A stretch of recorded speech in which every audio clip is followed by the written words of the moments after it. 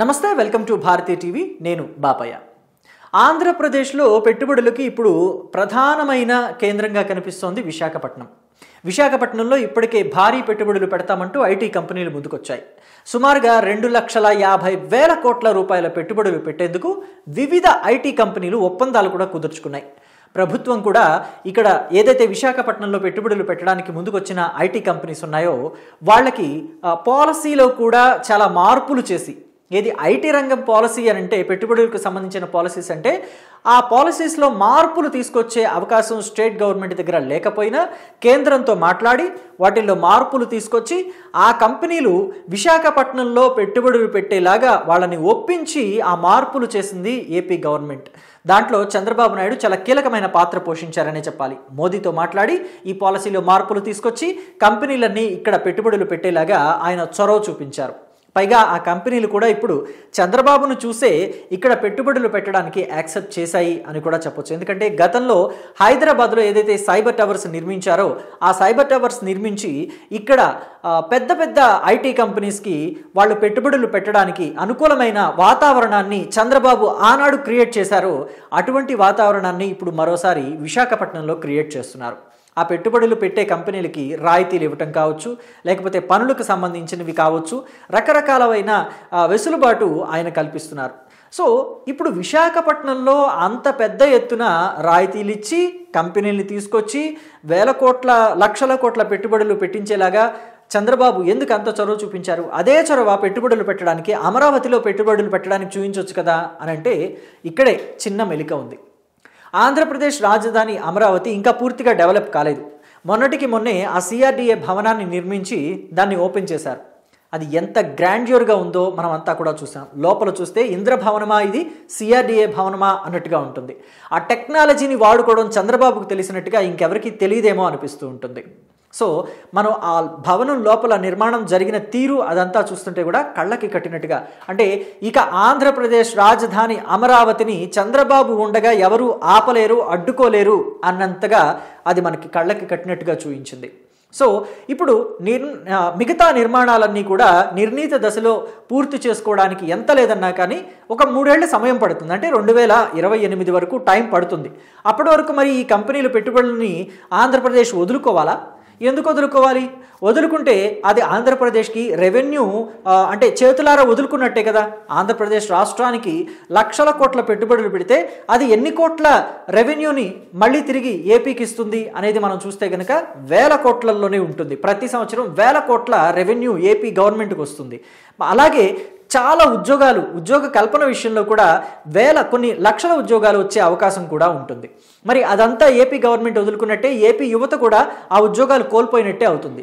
అందుకనే చంద్రబాబు ఏం చేశారంటే అమరావతి డెవలప్ అయ్యే వరకు, ఈ డెవలప్మెంట్ యాక్టివిటీస్ అన్నీ పూర్తయ్యే వరకు ఈ కంపెనీలు ఎక్కడ పెట్టించాలి? అందుకు అనుకూలమైన నగరం ఏముంది అని అంటే విశాఖపట్నం. సో అందుకనే విశాఖపట్నాన్ని ఐటీ సిటీగా మార్చేశారు. ఇప్పటి వరకు స్టీల్ సిటీగా ఉన్న విశాఖపట్నం ఇప్పుడు ఐటీ సిటీగా, లేకపోతే డేటా సిటీగా, డేటా సెంటర్లకి స్వర్గధామంగా మారిపోయింది. మొన్నటికి మొన్న ఒక కంపెనీ వచ్చేసి పెట్టుబడులు పెట్టింది. 1,500 కోట్ల పెట్టుబడితో ఇక్కడ తమ డేటా సెంటర్ని ఏర్పాటు చేసుకోవడానికి శంకుస్థాపన కూడా చేసింది. ఆ కార్యక్రమంలో మంత్రి నారా లోకేష్ పాల్గొన్నారు. సో ఇలా నెమ్మదిగా ప్రముఖ కంపెనీలు అంటే గూగుల్, అలాగే టీసీఎస్, ఎసెన్ష్యూర్ ఇలాంటి పెద్ద పెద్ద కంపెనీలు కూడా విశాఖపట్నంలో పెట్టుబడులు పెట్టడానికి రెడీ అయిపోతున్నాయి. అయితే ఒక 3 ఏళ్ల తర్వాత ఎప్పుడైతే ఏపీ కంప్లీట్గా డెవలప్ అవుతుందో, ఇక్కడ ఏదైతే చంద్రబాబు తన దూరదృష్టితోటి తన విజన్ తోటి ఒక క్వాంటమ్ వ్యాలీ నిర్మించాలని ఏదైతే అనుకున్నారో అది గనక పూర్తయిందంటే ఇక అమరావతిని ఆపడానికి ఎవరి తరము కాదు. అంటే సూర్యుడిని అరిచేతిలో ఆపలేరు అని ఎలా అంటారో అప్పుడు అమరావతి డెవలప్మెంట్ని కూడా అరిచేత్తో ఎవరు ఆపలేరు. అరిచేయే కాదు, అసలు అడ్డం పడ్డా ఆపలేరు. ఎందుకంటే ఒకప్పుడు హైదరాబాద్లోని హైటెక్ సిటీ ఏరియాలో ఎప్పుడైతే చంద్రబాబు సైబర్ టవర్స్ నిర్మించినప్పుడు ఆయన ఏమన్నారు అంతా మనం చూసాం. రాళ్ళు రప్పల్లో పెట్టుబడులు పెట్టాడు, 100 కోట్లు తీసుకెళ్లి రాళ్ళు రప్పల్లో పెట్టుబడులు పెట్టాడు అని చెప్పేసి అన్నారు. సో ఆ టైంలో చంద్రబాబు వాటిని లెక్క చేయలేదు. ఆ విమర్శలు అన్నింటినీ కూడా గాలికి వదిలేశారు. అయితే దాని ఫలితం ఎలా ఉందో ఇప్పుడు మనం చూస్తున్నాం. ఒక 15 ఏళ్ళు 20 ఏళ్ళు తర్వాతే అంటే ఒక 15 ఏళ్ళు 20 ఏళ్ళు గ్యాప్లోనే హైదరాబాద్ మనం ఊహించలేనంతగా గుర్తుపట్టలేనంతగా మారిపోయింది. మొత్తం హైటెక్ సిటీ, అలాగే సైబరాబాదు ఇలాంటివన్నీ నగరాలు పుట్టుకొచ్చాయి. ఒకప్పుడు హైటెక్ సిటీ ఏరియాలో ఏముండేవి కాదు. అంటే బస్సు కోసం వెయిట్ చేయాలంటే కూడా 1 గంట 2 గంటలు వెయిట్ చేయాల్సిన పరిస్థితి ఉండేది హైటెక్ సిటీ ఏరియాలో. కానీ ఇప్పుడు ఎన్ని బస్సులు, ఎన్ని ట్రైన్లు, అలాగే మెట్రోలు వచ్చేసాయి. సో ఇప్పుడు మనకి ఇలాంటి పరిస్థితి అనేది రాబోయే 10 ఏళ్లలో అమరావతిలో కూడా చూస్తాం. ఇలాగే అమరావతిలో కూడా బస్సులు, మెట్రోలు అసలు అక్కడ లేని ఫెసిలిటీస్ లేవేమో అని చెప్పుకోవచ్చు. ఒక 10 ఏళ్లలో అమరావతి వీళ్ళెవరూ కూడా, అంటే మొన్నటి వరకు అన్నారు కదా మాజీ మంత్రులు, ఇక్కడ ఒక శ్మశాన నిశ్శబ్దం ఉంది, ఇక్కడ ఏమీ లేదు, తుమ్మ చెట్లు మొలిచాయి, చిట్టడివిలా ఉందని. వాళ్ళంతా కూడా వాళ్ళు కళ్ళు పెద్దవి చేసుకొని చూడాల్సి వస్తుంది. వాళ్ళ కళ్ళంతా కూడా పత్తికాయల్లాగా విప్పార్చుకొని చూడాల్సి వస్తుంది.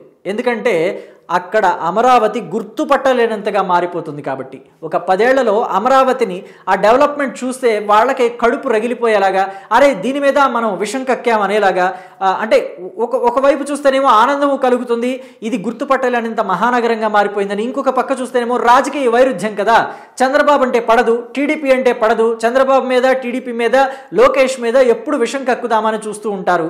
సో అలాంటి వాళ్ళకి ఇది కడుపు మంటగా కూడా ఉంటుంది. సో దీన్ని ఎవరు ఆపలేరు. చంద్రబాబు విజన్ అటువంటిది. సో దీని మీద మీ అభిప్రాయం ఏంటో కూడా కామెంట్ రూపంలో తెలియచేయండి. Thank you.